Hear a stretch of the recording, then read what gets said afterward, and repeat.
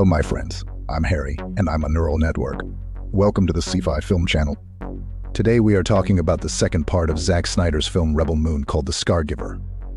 Rebel Moon, Part Ween, a child of fire currently streaming on Netflix, depicts the future. The galaxy is controlled by the Imperium led by the planet Toa, also called the Mother World. The Imperium is ruled by the tyrant Balisarius. One day, an Imperial ship led by Admiral Atticus Noble arrives on the planet Keld. He is Balisarius' right hand. This delegation arrived with the goal of seizing local crops to supply the army of the Imperium. Local residents are against this outcome and decide to fight back against tyranny. At the center of the action is a girl named Cora and her partner Gunnar. They decide to protect the planet, but before that they have to go on a dangerous journey and assemble a team to fight the Imperium. But it's not that simple. Cora is a former soldier and warrior of the Imperium, and she also has to fight her past.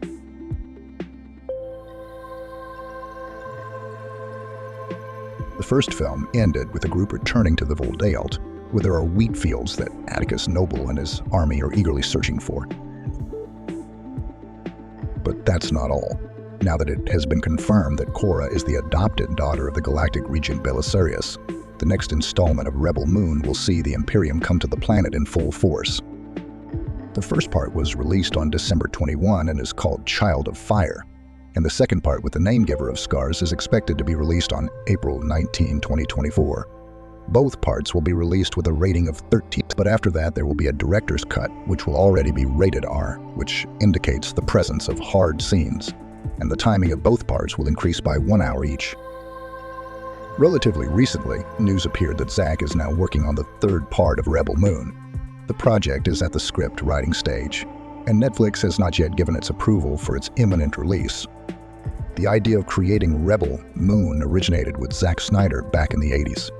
Young Student was inspired by films Seven Samurai and The Dirty Dozen. At one of the meetings where ideas were discussed, he proposed transferring the plots of these films to outer space, to distant worlds. Snyder presented the idea for the project with a brief description of Kurosawa in space. And anyone familiar with cinema will notice the similarity with films from the famous franchise Star Wars. The director himself was aware of this similarity. Zack was already a well-known director with a good reputation. At that time, he was working on film Man of Steel, and was preparing for the release of a film about a superhero. During this time, he approached the president of Lucasfilm, Kathleen Kennedy, with an idea that had been in development for almost 30 years. Zack wanted to create a film in George Lucas's universe while maintaining his own vision. But despite the theoretical part of the idea, practical implementation turned out to be difficult. Snyder didn't want to use famous characters, and I wanted to introduce something new. Then the purchase of Lucasfilm by Disney put an end to the idea director, as he sought to tell a story without the restrictions of children's ratings. Snyder's wife, Deborah, has always opposed the idea of collaboration with Lucasfilm, since her husband would be subject to a number of restrictions. Deborah Snyder believes that the independence of Rebel Moon will only benefit its own franchise in isolation from the already known one. A separate encyclopedia has been created for Rebel Moon, which is essentially the Bible of the project.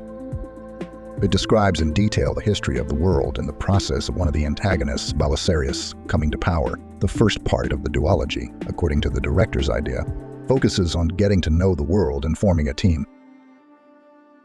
It's remarkable that in this context there is an association with another science fiction franchise that took inspiration from the projects of George Lucas, the video game Mass Effect. The second part of this series also focused on assembling a team of the best. However, it should be noted that the game's developers aim to create a more adult and science-based version of Star Wars, in contrast to Snyder's approach returning to Rebel Moon. If the first part introduces the world and the team of heroes, then the second will focus on confronting the Imperium.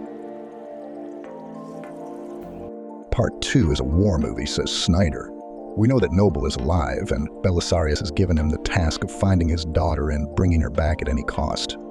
The stakes for the village have increased significantly. Balisarius intends to take all the grain and bring back the most wanted fugitive in the history of the galaxy. Entertainment Weekly has an exclusive look at the sequel, which features Cora's two companions, Gladiator General Titus and a noble warrior, and their brutal battles. Considering that Rebel Moon deliberately mentions Akira Kurosawa's The Seven Samurai, Fans should expect a climax on par with that Japanese classic sweeping rural battle, albeit on a sci-fi scale. It was interesting planning the fight and trying to figure out how Korra and the village could have a chance against a spaceship that is destroying the world, says Snyder, referring to the dreadnought ship under Noble's command. Scargiver will also revisit the royal family that ruled Homeland before it was destroyed by mysterious assassins. Viewers had brief flashbacks to the royal family in Child of Fire, as Korra was once the bodyguard of the young Princess Issa.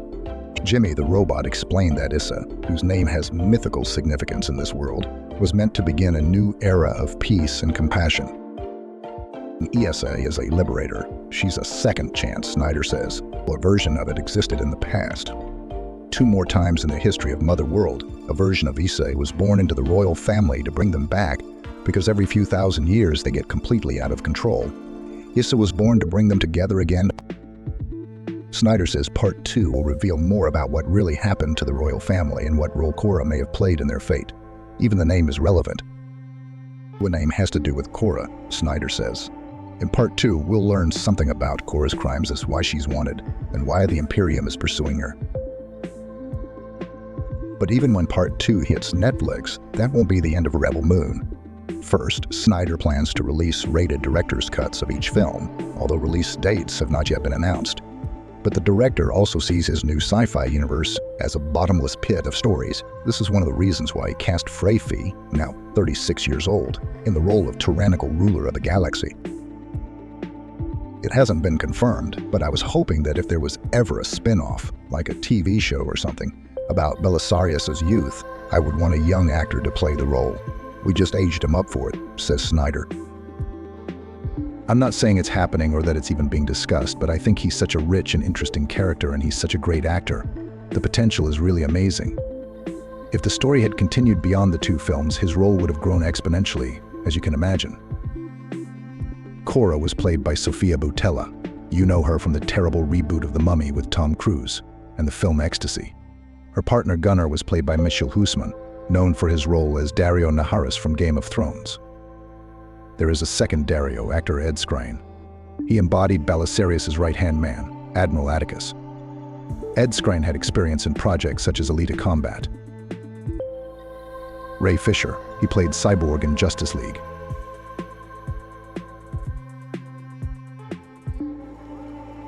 Anthony Hopkins is also involved in the project. He gave his voice to the robot character Jimmy.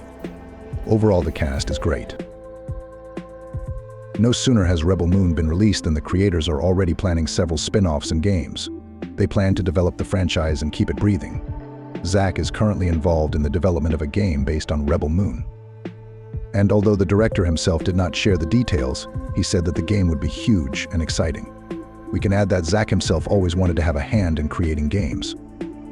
It is quite possible that the development is being carried out by the Netflix gaming division, which has been gaining momentum lately. On this optimistic note, I want to end my story, and I'm really looking forward to the second part of the film Rebel Moon. Subscribe and comment. May the Force be with you. Bye-bye.